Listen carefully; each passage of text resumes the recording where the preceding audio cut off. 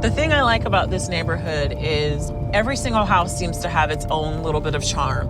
Just being a single woman trying to compete with a lot of these couples, I lost out on about 13 houses before I came across this one. When I walked in the door, I was like, this is my house. So whatever I can do to get it, I'm gonna get it. You guys, I'm not even kidding. This is the literal SWAT team that was called.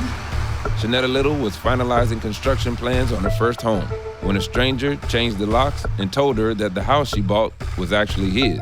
They call themselves Moors. They basically say that they have ancestral rights due to a lot of treaties and tribunal law, that they have rights to the land here. So you buy this place, you have this amazing vision for it, and all of a sudden you get a letter? Yes. I got 2 letters, actually. The first one I got from Jaleel Hugh L. There were like seals and fingerprints and signatures basically saying that my home was on someone else's ancestral lands. Well, I ignored it the first time and they sent me another letter saying because I didn't respond, now we own this house. The third time was basically when all shit hit the fan. So they sawed off the locks, put their own locks on. He is now occupying the home.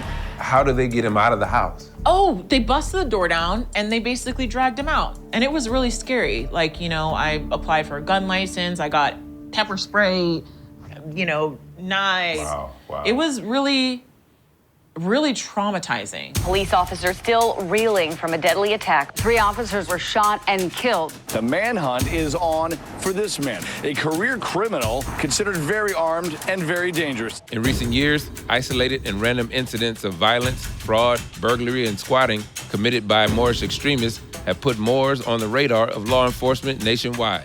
A Newark home taken over by an alleged extremist group that not only changed the locks, but actually claimed ownership over the property. The man who occupied Janetta's home was never charged and still maintains the land belongs to him. We did our best to speak with him, but he demanded to be paid. So that interview didn't happen. But we did find a video he posted about the incident online. This is actually a claim on not the house itself, it's actually the land. It just so happened that the house is on top of it. If she did not come up so belligerent and so angry and so aggressive, we would have sat her down, explained to her what's going on. So, what is going on? Historically, Moors are renowned as an incredibly powerful and influential group of North Africans. They once controlled an empire that included modern-day West Sahara, Algeria, Tunisia, and Spain. But many Moors believe that the Moroccan Empire expanded all the way to the Americas, making all black people ultimately indigenous to an America that predates the United States altogether. For most of the 1 million Moors across America today, that's just their origin story.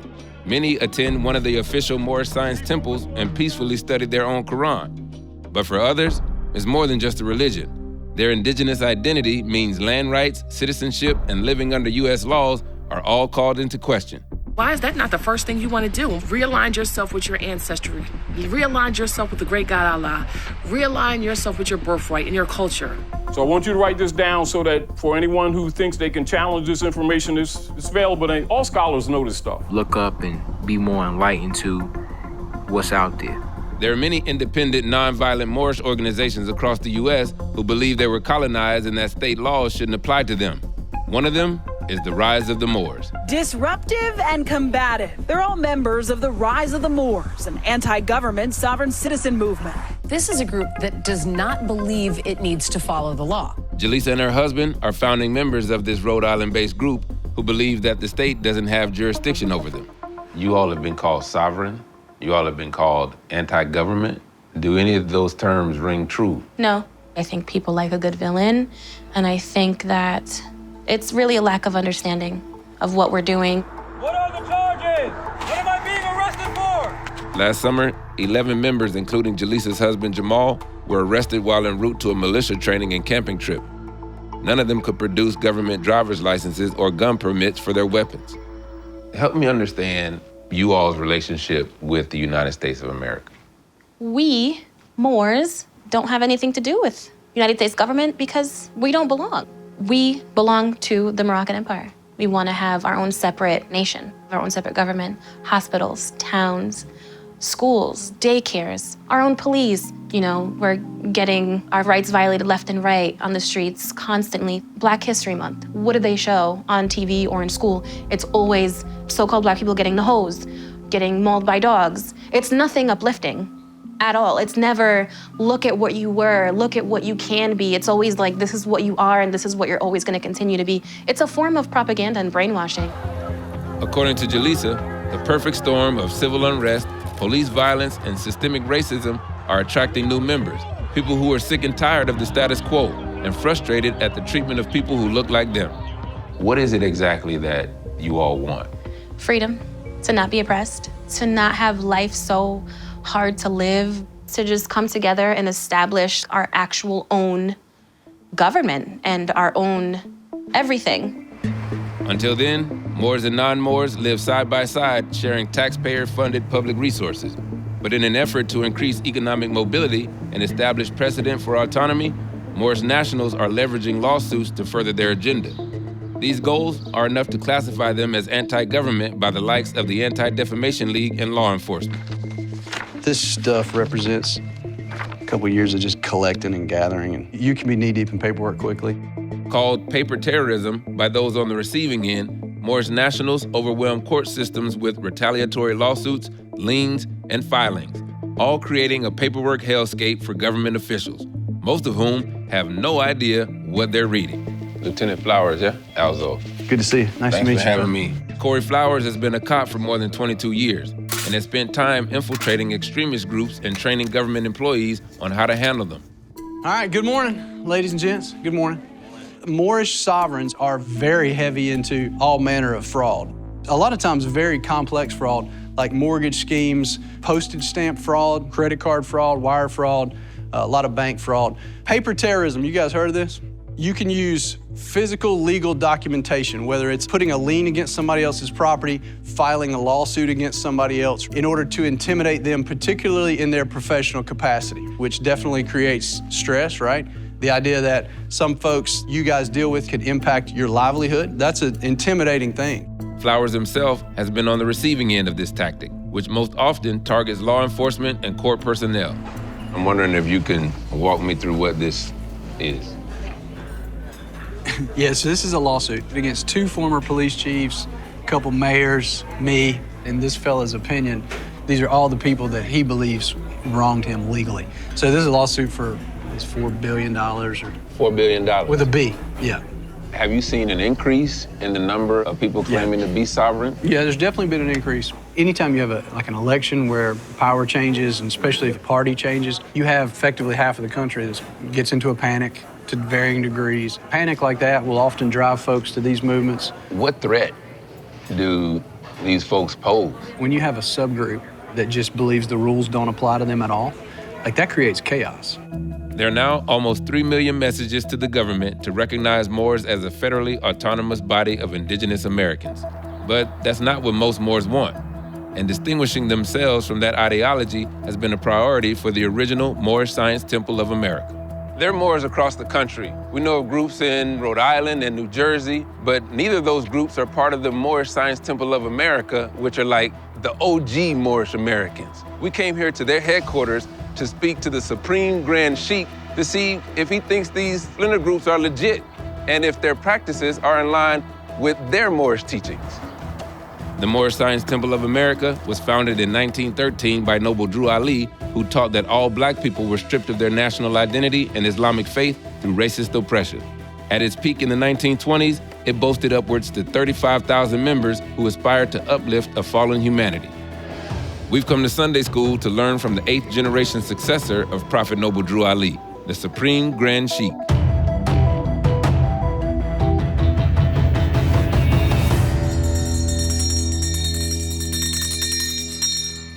Welcome to today's Sunday School.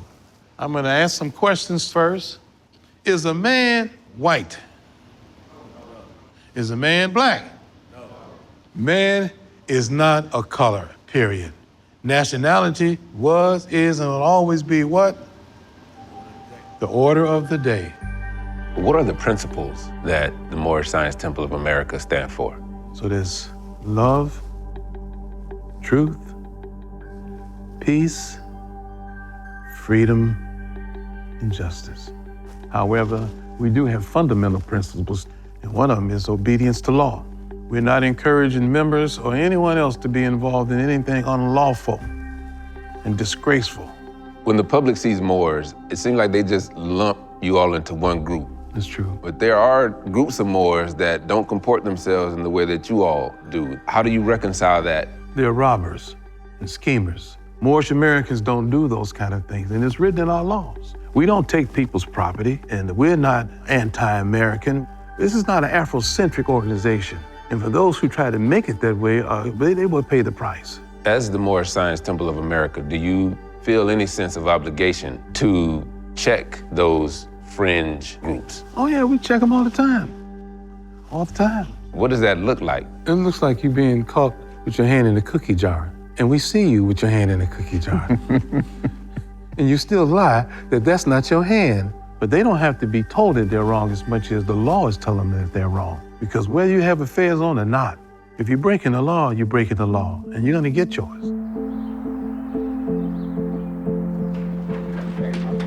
All rise, please.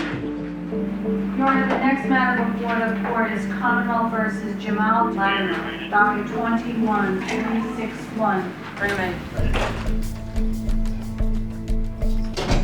Jamal has been incarcerated since last summer's roadside incident. If convicted on all 11 indictments, mostly weapons charges, he could be locked up for decades.